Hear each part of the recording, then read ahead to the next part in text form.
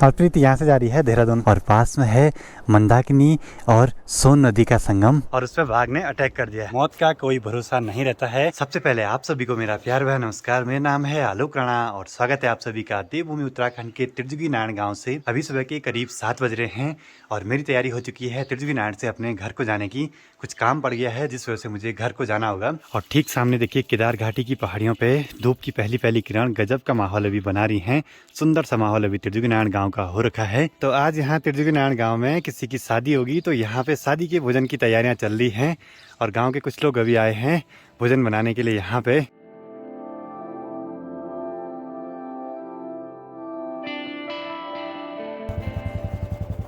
Bike की seat पे खूब सारा पाला पड़ा हुआ था। बाकी यहाँ त्रिजुगी नारायण में धूप की पहली पहली किरण भी आ चुकी है और बुलेट को मुझे यहाँ त्रिजुगी नारायण से सोनप्रयाग दीदी लोगों के होटल तक ले जाना है।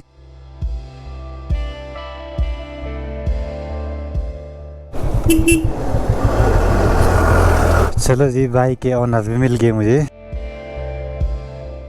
तो चलिए जी, सोनप्रयाग में पहुंच चुके हैं दीदी लोगों के होटल पे और यहाँ पे मुझे बुलेट को छोड़ना है तो बुलेट को सीधा अंदर लगा देते हैं। बाकी यहाँ पे देखिए अभी सुनसान सा माहौल है और नीचे पार्किंग और मार्केट भी बिल्कुल सुनसान सी है। जो भी लोग यहाँ दिखाई दे रहे हैं वो सभी लोकल हैं और जितनी भी गाड़ियाँ हैं वो सभी लोकल लोगों की हैं और पास में है मंदाकिनी और सोन नदी का संगम।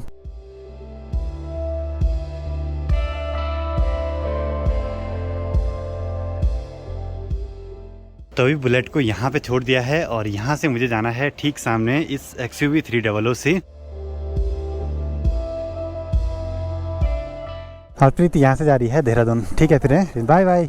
चलो जी, उखीमठ मार्केट में पहुँच चुका हूँ। बाकी अब यहाँ से सीधे मुझे जाना है घर को और प्रीति यहाँ तक आई थी स्कूटी को लेके।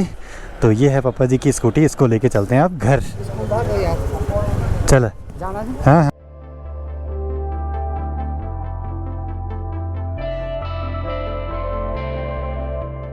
वैसे मुझे आराम से आना था त्रिजुगी नारायण से, लेकिन आज कुछ इमरजेंसी पड़ गई घर में जिस वजह से मुझे जल्दी आना पड़ा सुबह ही। और अभी सुबह के 10 बज रहे होंगे लगभग। घर के पास में पहुंच चुका हूं। आज यहाँ पे मेरी बाइक प्रीति ले आई है मनसुना से। अच्छी बात है, प्रीति को बाइक सिखाए हुआ बहुत फायदा हुआ। देखिए जी, अभी का सीन कुछ ऐसा है। मैं जा रहा हूँ गौशाला की तरफ। अब आपको कहानी बताते हैं कि कल क्या हुआ है। कल शाम को जो हमारा बैल था वो चरने के लिए डेली जैसे जाता है नीचे खेतों में जा रखा था और उस पर बाघ ने अटैक कर दिया और बाघ ने उसको मार दिया। मतलब पहाड़ों में ये चीज़ें आपको बहुत जगहों पे सुनाई देंगी। कभी कभी तो बाघ ना इंसानों पे भी अटैक कर लेते हैं। मैं जैसे त्रिजुगी नारायण गया, प्रीति का कॉल आया मेरे को कि बाघ ने बैल को मार दिया। तो मुझे आज इमरजेंसी में घर आना पड़ा और पापा जी सुबह आ गए थे यहाँ पे बड़ा सा गड्ढा करने के लिए। और 2 दिन पहले मैंने आपको बताया था कि यहाँ पे जंगली जानवरों का डर रहता है।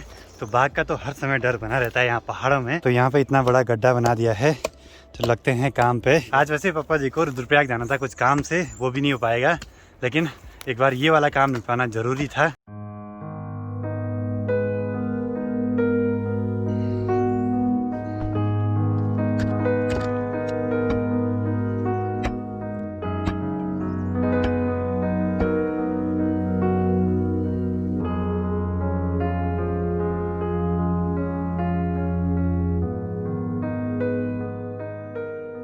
देखिए जी, हर चीज़ को हम अपने हिसाब से प्लान कर सकते हैं लेकिन मौत का कोई भरोसा नहीं रहता है। कहीं पे भी किसी भी तरीके से आ सकती है। बाकी जो काम था वो पूरा कर लिया है। शायद इस जगह पे चरने के लिए आया था बैल और बाघ ने यहाँ से पकड़ के उसको यहाँ नीचे इस जगह पे डाला हुआ था। 2 दिन पहले बैल यहाँ पे चरने के लिए आया था और इन्हीं खेतों में चर रहा था मस्त मज़े से।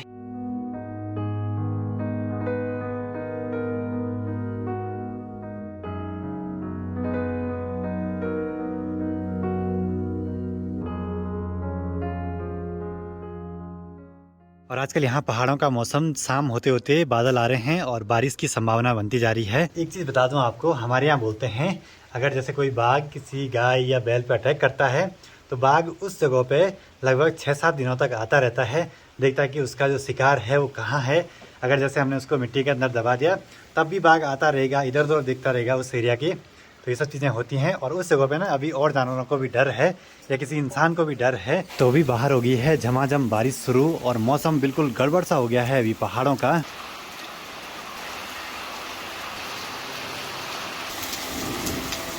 आधे घंटे के बाद फिर से मौसम सही हो गया है, थोड़ा सा बारिश बंद हो गई है और जहाँ पे बाघ ने वो अटैक करा था उस जगह पे कुछ पक्षियाँ चहचहा रही थी, मतलब कि वहाँ पे बाघ जरूर आया होगा और लगभग आता रहेगा कुछ दिनों तक, जब तक उसको ये ना लग जाए कि भाई जो मेरा शिकार था वो कहीं चले गया है या कोई इसको ले गया है।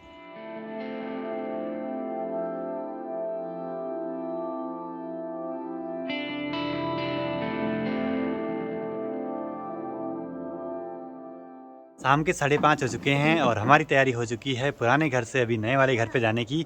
आज कुछ भी ज़्यादा काम नहीं हुए, बस घर पे ही बैठे रहे। बाकी मेरा जो ये हाथ है ना, बिल्कुल ऐसा हो गया है कि छोटी सी चीज़ उठाने में भी अजीब सा लग रहा है इस पर, क्योंकि सबल चलाया है ना, बहुत दिनों के बाद ऐसे हैवी काम किया तो ऐसे ही होता है। पिछले साल तक आदत थी तो सब कुछ नॉर्मल रहता था उस टाइम पर।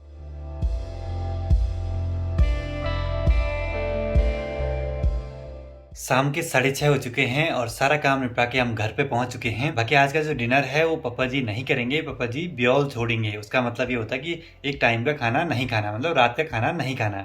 जब भी घर में किसी की डेथ होती है या कोई जानवर मर जाता है, जैसे कि बैल हो गया, गाय हो गया, भैंस हो गया, तो उनके लिए ब्योल छोड़ते हैं। ऐसा मानते हैं, ऐसा करते हैं हमारे यहाँ पहाड़ों में।